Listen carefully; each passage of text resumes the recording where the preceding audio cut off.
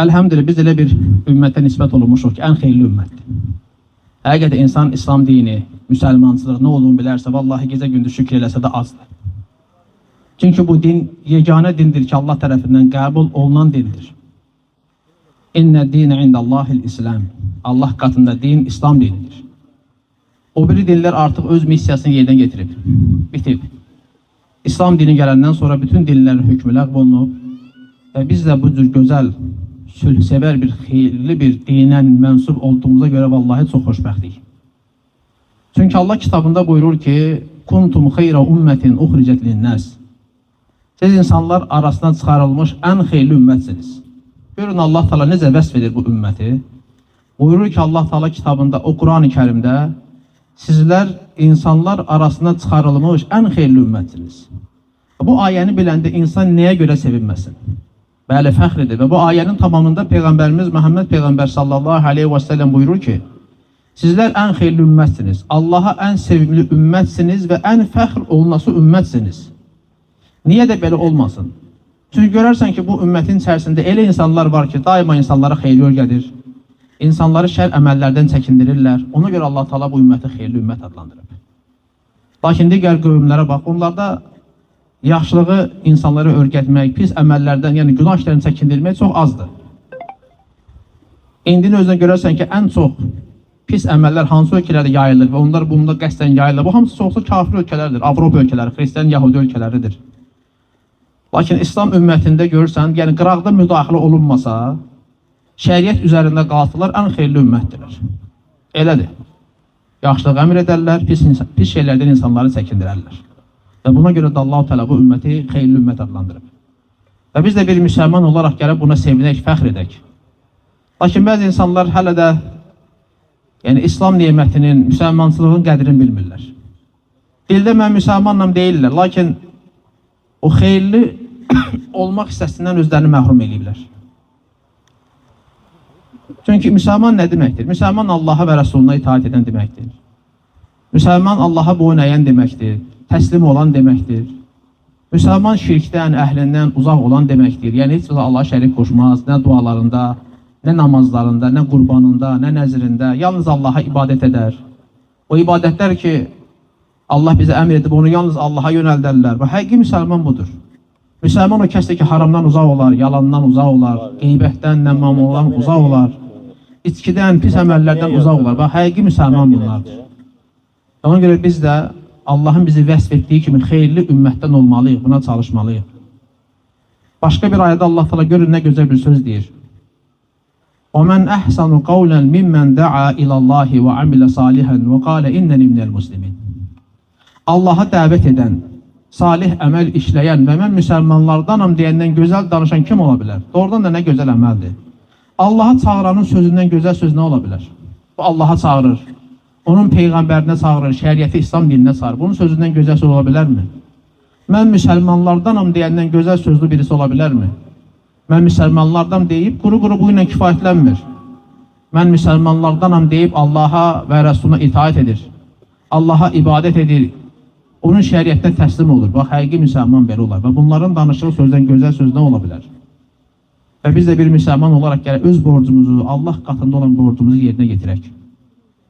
Çünki Allah Teala bizləri bəlli bir məqsəd üçün yaradıb. Yəni, təkcə söhbət yeyib içməkdən getmir. Hamı yeyir içir. Yəni, sən məxluqata nəzər getirsən, yeyib içənlər var, yaşayan, bədənində ruh olan hər kəs yeyir içir. Lakin hamı ibadət edirmi? Və ya hamı ibadət əmr olunubmu? Xeyr. İbadəti Allah kimə əmr edib? Ən xeyirli yaratdıqlarına, yəni insanlara. İnsanlara və cinlərə Allah Teala ibadəti əmr edir. Və bunun üçün yaradı. Bu həqiqətdir. Bu məqsəddir, uca bir məqsəddir. وَمَا خَلَقْتُ الْجِنَّ وَالْاِنْسَ إِلَّا لِيَعْبُدُونَ. Mən cinləri və insanları yalnız mənə ibadət etsinlər deyə yarattım. Deməli, yaradılışın əsas məqsədi budur. Təkcə yeyib içmək, əylənmək, gəzib dolanmaq bu deyil. Zaten Allah Teala bunu bizdən də, yəni bizə bunu qadağan eləməyib. Yeyilikdə, içilikdə, gördüyünüz kimi, halal süfrədir. Toy da edirik, şükür Allaha. Şərt deyir ki, toyda elə içki olsun, musiqi olsun, nə bilim, oynamaq olsun və s. rəqqaslar olsun. Xeyr, o şərt deyil. Əsas Allahı razı salmaqdır. Allah Teala da bəşəriyyətin istəklərini bilir, o qədər halal nemətlər verir ki. Siz, yəni Allahın verdiyi o nemətlərə baxın, ümumiyyətlə Allahın ruzisinə baxın, Onun içərisində haram olanlar çox azdır. Yəni yiyəcəklər, içəcəklərdən, şəhvətlərdən baxsan, əksəriyyəti halaldır. Süfrədə bax, burada bir dənə araq olsa bu süfrə dəyişdi. Düzdür, bir dənə araq yoxdur da, əksəriyyəti halaldır, görsənmi? Və yaxud da ki, məsələn, Allah Taala bizə evlənməyi əmr edib, evlənirik. Halal şəkildə, bəzi insanlara görsən, o söz var, nikahdan kənar evlilik. Yəni, belə şeylərə meyl edirlər və s. Yəni, halal şəkildə evlənə bilərsən də, Allah bunu bizə əmr edib də buyurub. Niyə bunu eləmirlər? Görsən, başqa-başqa işlərlə məşğulda, zina və s. Allah Taala bizə işləməyi buyurur, işlə, ruzi qazan, illa ki, gəlir oğurluq eləsin kimsə, kiminsə malına qəsd eləsin, kiminsə aldatsın, atsın, belə bir söz var ya, atdı kiməsə. Yox, Allah Taala bizə əmr edib də, dolanma istəyirsənsə, işləməlisən, təbii ki, buyurub bizə bunu. İşləməsən, necə ruzulənəcəksən, necə yeyib içəcəksən? Yəni, bu qədər halallar olur, görsən, bəzi insanlar var ki, naşükür insanlar, nankör insanlar, haramlara da meyl edirlər. Yaxşı, Allah Taala bir ömür verib də, biz bilmirik nə qədər yaşayacağıq, 40, 50, 60, 70. Axı, bunun soru-sual da var, buna nə cavab verəcəyik? Allah Taala bəlli bir ömür verib, sayını Allah bilir. Yaxşı, əgər biz bu ömrü Allah istəyən kimi yaşamayacaqsa, bizim aqibətimiz necə olacaq? Ona görə insan gərək yaradılışın məqsədini unutmamalı. Hər bir şeydə bir məqsəd var. İnsan heç vaxt həyatında məqsədsiz iş görmür. Heç vaxt. Hətta bura gəlməkdə bir məqsəd var. Qardaşımızın xeyir işinə şərik olmaq. Onu təbrik eləmək, hamı xeyir dua verir. Həyat belə, iş görəndə belə məqsədsiz iş görmürsən. Heç kəs məqsədsiz bir iş görmür. Yaradılışın da məqsədi var. Allah Taala boş-boşuna yaradmıyor ki. Yaradıb ki, insanlar onu tanısınlar. Məxluqatı Allah'ı tanısın, əzəmətləndirsin. Onu sevsin, ondan qorxsun, ona ümid bəsləsin, ona ibadət eləsin. Bəli, əsas məqsəd budur. Bundan uzaq düşən insanlar var, onlar hələ də həqiqəti anlaya bilməyiblər. Elə bilirlər ki, həqiqət yeməkdən, içməkdən, əylənməkdən, nə bilim, bəzi şəhvətləri reallaşdırmaqdan ibarətdir. Təbii ki, bunlar yanılırlar, aldanırlar. Və məqsəd də ki, təbii ki, Allah'a ibadət eləməkdir. İmtihan olacaq, sıxıntı ola bilər.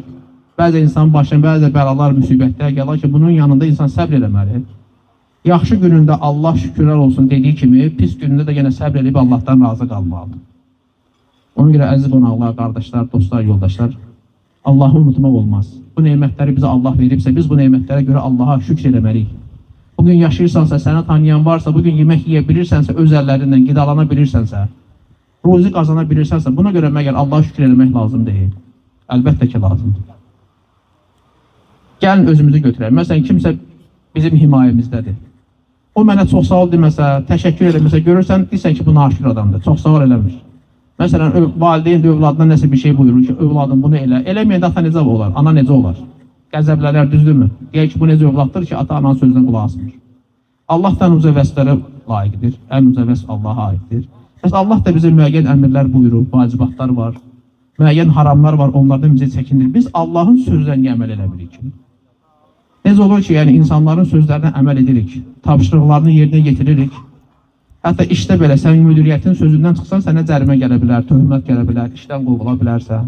Bəs elə bilirsən ki, aləmlərin Rəbbi olan Allah bizə nəyisə əmr edəndə, biz o əmirləri yerinə getirməyəndə, nədənsə bizi çəkindirəndə, bizə qadağan edəndə, biz ona məhəl qoymayəndə, məgər Allah bizdən razı qalacaq? Əlbəttə razı qalacaq. Möhlət diyarındayıq, müəyyən bir ömür yaşayacaq, lakin sonra hər kəs varlı da, kasıb da, sağlam da, xəstə də, hamısı Allaha qovuşacaq. Allahın qarşısına çıxacaq, sonra Allaha cavab verəcək yaşadığı ömrü haqqında.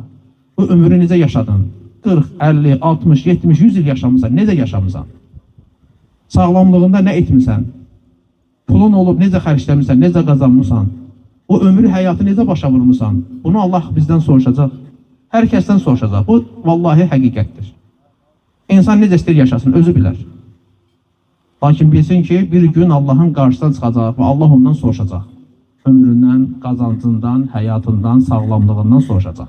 Bunlar da nə elədi? Mən sənə bəlli bir ruzi verdim, nemət verdim, həyat verdim. Sən necə yaşadın? Elə insanlar var ki, onlarda müəyyən naqisliklər var həyatlarında. Məsələn, xəstədir, sağlam deyil. Kasıbdır, pulu yox. Lakin görərsən ki, onların ibadəti digərlərdən yüksəkdir. Daha yaxşıdır. Vallahi elə insanlar var ki, gözü görmür, lakin gecə gündüz Allahın kitabını oxuyur. Əzbərləyib. İndi körlər xüsusi Quran var. Orada hərflər yoxdur, işarələrlə onu əzbərləyirlər. Lakin nə qədər sağlam insan var, gözü görür, lakin Allahın kitabı, müqəddəs Quranı oxumur, əzbərləmir. İndi hansı xeyirlidir, o kör yoxsa gözü görən? Əlbəttə o kör daha xeyirlidir. O həqiqətdə kör deyil, görən odur. Kör kimdir? Kör görüb, həqiqəti görüb onu əməl eləməyəndir. Həqiqi kör odur. Çünki qəlbi kördür, görmür, həqiqətləri görə bilmir. Allahı da anlaya bilmir, Allahın əmrlərini yerdə getirmir. Allahdan qorxmur. Halbuki Allah Teala bizlərə Quran-ı Kərimi nazil etdi, Məhəmməd Peyğəmbəri göndərdi ki, insanlar zülmətlərdən nura çıxsınlar. Hər gün, bax, görürsən, namazımızda, indi 5 vaxt namazlarımızda Fatihə surəsini oxuyuruq. Orada gözəl bir ayə var. Fatihə surəsi özü başdan ayağa mükəmməl bir ayədir, hikmətlərlə, ibrətlərlə dolu bir ayədir. Bir surəyə görə nə qədər kitablar yazdı. 6-7 ayədən ibarət olan bir surədir. Biz orada Allaha nə deyirik? Deyirik ki, İyyəkə nəbudu və İyyəkə nəstəyin.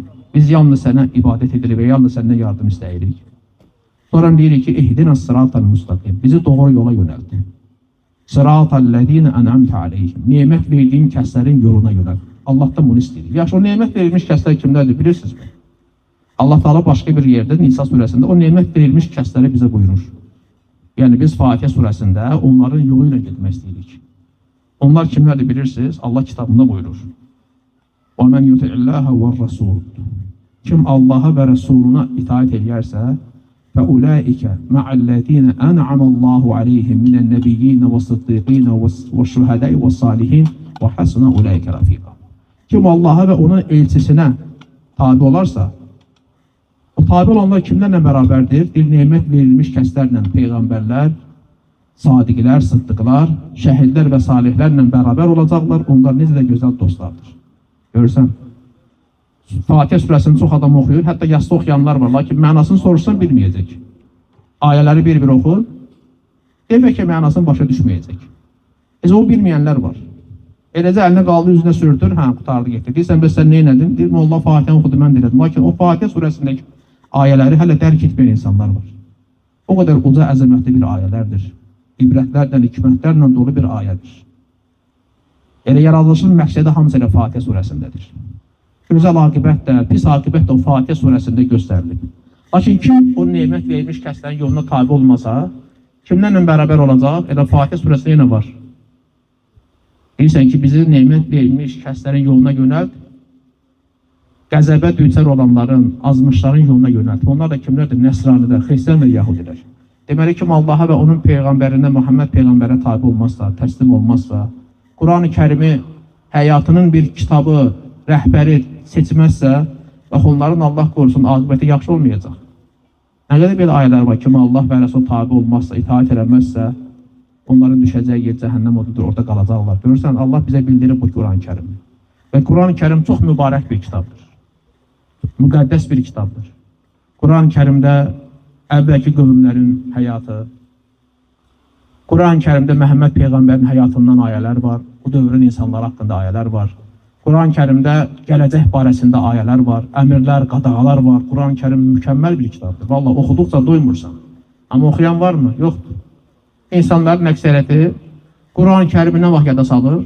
Yas yerində, qəbristanlıqda. O da molla oxusa, o da düz əməlli oxusa. İzah eləsə, o da heç izah eləmir. Yasda oxuyur, aşını yiyir, gedirsə, o da izah eləmir. Halbuki yeri gələndə borcu nədir? Oxuduğu Quran-ı Kərimi izah eləməsidir. Fatihə verir, aş gələndə Fatihə verir, yeməyi qutaranda Fatihə verir. Ya Fatihə surəsi açılış kitabın açarıdır da, yəni kitabı oxumaq üçün bir açılışdır. Bu da yiyib içməyi açmaq üçün deyil ki. Oxuyur, izah eləmir, çox təəssür olsun ki, bugün mollaların işi gücü ancaq bax elə pul qazanmaq da o kitabına, izah eləmirlər. Lakin izah eləsələr insanlar nə qədər xeyirlər öyrənərlər o kitabdan. Bu elə bir kitabdır ki, baxın görün Allah Teala nə deyir bu kitab haqqında. لو أنزلنا هذا القرآن على جبل لرأيته خاشعا متصابيا من خشية الله. Əgər biz bu Quran-ı Kərimi dağlara nazil etsəydik, o dağlar Allah qorxusundan paramparça olardı. Quran-ı Kərimi görürsən nə deyir? Dağlara nazil etsəydik, Allah qorxusundan paramparça olardı. Qorxusundan dağlar, dağlar yerlə bir olardı. Amma insan görsən bu Quranı yüklənib, amma əməl eləmir, oxumur. Qəlbi o dağlardan, daşlardan da sərtdir. Quran oxumur axı ona görə. Bax, dağlar, daşlar qədər sərt bir şey var mı? Yoxdur da, dağdır, daşdır, sərtdir. Lakin nə qədər insanlar var ki, onların qəlbləri vallahi dağlardan da, daşlardan sərtdir. Bilirsiniz, niyə? Çünki Qurandan uzaq düşdüklərinə görə, oxumadıqlarına görə, əməl etmədiklərinə görə, eləcə əskiyə büküb, servantın yuxarı başdan qoymaqla sən bu kitabı hörmət etmiş sayılmırsan. Kitaba hörmət onu oxumaqlandır. Kitaba hörmət o kitaba çağırmaqla, içində olanları əməl etməkləndir. Yoxsa nə qədər kitablar var ki, sən hər hansı bir, belə deyək də, bir gözəl bir kitabı bir parçaya büküb, buxarı günə sağlatan adamı görərlər. Məsələn, riyaziyyat kitabını, məktəbə gedirsən, amma riyaziyyat kitabını açma. Ancaq parçaya büküb qalsın servatda. Deyən, yox, bu kitab gözəl kitabdır, hörmətli kitabdır. Bunu toz torpağa basmasın, cırılar vərəqləri, üstünə yazarlar. Qoy, büküm qoyum yuxarı başda. Müəllim adama gülər, müəllim tələbələr adama gülər, şagird gülər. İnsanlar, ağıl sahibləri insana gülər. Fizika, kimya, biyologiya, bu cür kitabları götür bir parçaya büküb qoy servatın yuxarı başda ki, toz torpaq basmasın, cırılar vərəqləri və s. Adamı gülərlər, qardaş, vallahi gülərlər. Bəs Quran-ı Kərim daha hörmətli kitab deyilmi? Mübarək, müqəddəs bir kitab deyil. Onu nəyə görə biz belə dırnaq arası göyə hörmət edirik? Belə hörmət olmur. Ona görə Allahın kitabına dəyər vermək lazımdır, oxumaq lazımdır. Şükür Allaha da mənaca tərcəsi var. Ham oxusun, əməl eləməyə çalışsın. Onu da vallahi görəcəklər ki, xeyir, bərəkət də elə Allaha tabi olmaqdadır. Allaha təslim olmaqdadır. Allahın kitabına əməl etməkdə, onun peyğəmbərinə tabi olmaqla, onun hədislərini, sünnəsini öyrənməkdədir. Bu həqiqi xoşbəxtçilikdir. Əsl xoşbəxtçilik budur. Yoxsa pulun, paran olmaq, nəsil nəzabətin böyük olması bu həqiqi xoşbəxtçilik deyil. Bunlar hamısı müvəqqəti şeylərdir. Bu gün var, sabah yoxdur. Lakin əbədi həyata qovuşmaq istəyirsənsə, adının daima uca olmağını istəyirsənsə, mütləq Allaha və onun rəsuluna tabi olmalısan. Yoxsa vallahi xeyri yoxdur. Müəyyən ləzzətlər, həzlər, əyləntilər olacaq, bir yerə kimidir də. Bir yerə kimidir. 60-70 yaşdan sonra o həz ləzzətdən heç bir mənası olmayacaq. Ondan sonra nə olacaq? Lakin ibadətlərin ləzzəti vallahi ölənə qədərdir. İnsan müəyyən şəhvətləri eləyə bilmir. 70 yaşında sən görərsən kimsə qadınlara meyl eləsin, 80 yaşında. Yoxdur da bunun o halı deyil də qardaş. Ya 80 yaşında yeyib içməyə əyləncə düşkün olsun. Yoxdur, o halda deyil axı qardaşım. 80 yaşında gücdən üzr istəyirəm daha. Öz ehtiyaclarını gücdən ödəyir, ayaq yoluna gücdən gedir. Bu neyin gedəcək ki? Amma ibadəti soruş, o yaşlı olan insanlardan ibadətin ləzzətini soruş. Vallahi deyəcək ki, mən həzz alıram. Həzz alıram. Elə yaşlı insanlar var, vallahi cavanlardan çox namaz qılıblar. Allah hamd olsun, belə insanlar var. İndi müəyyən mübarək günlər var da, Ramazan mövsümü və s. Orada bəzən müəyyən namazları çox qılırıq. Vallahi indi qardaşlar da bilirlər. Elə yaşlı insanlar var ki, cavandan çox namaz qılır. Ləzzət alır, həzz alır. Bu yeganə ləzzətdir ki, imanın şirinliyi, dadı. Bundan heç kəs doya bilməz. Cavanı da doymur, qocası da doymur. Lakin elə şəhvətlər var ki, vallahi yaşlılar ondan doyurlar. Eləmək də istəmir, gücü də satmaz. Amma namazı, ibadəti soruş, salih əməlləri soruş. Deyəcək ki, Allahım bir 10 il ömür ver, daha çox edeyim. Salih insanlar dünyasını dəyişib Allahla qovuşanda onlar da peşman olacaqlar. Bilirsiniz nəyin peşmançı olacaq? Deyir ki, kəşki daha çox edəyərdim. Salih insandır. Lakin Allahın verdiyi nemətləri görəndə qiyamət o cənnəti içindəki neməti kəşki daha çox edəyərdim. Doymur da insan salih əməldən doya bilmir, ibadətdən, itaətdən. Ona görə arif insanlardan biri, köhnə salih kişilərdən biri bir dənə sözdür. Deyir ki, şahlar, padşahlardır, bizdə olan deyir, o iman rahatlığını, o iman neməti nə olduğunu bilsəydilər, onu bizdən almaq üçün bizə qılınc qaldırardılar. Yəni şahın, padşahın bu dünyada nəyə əski idi ki? Hər şey var da, bu şahdır da qardaşlar, yaşadığı ölkə də bunundur.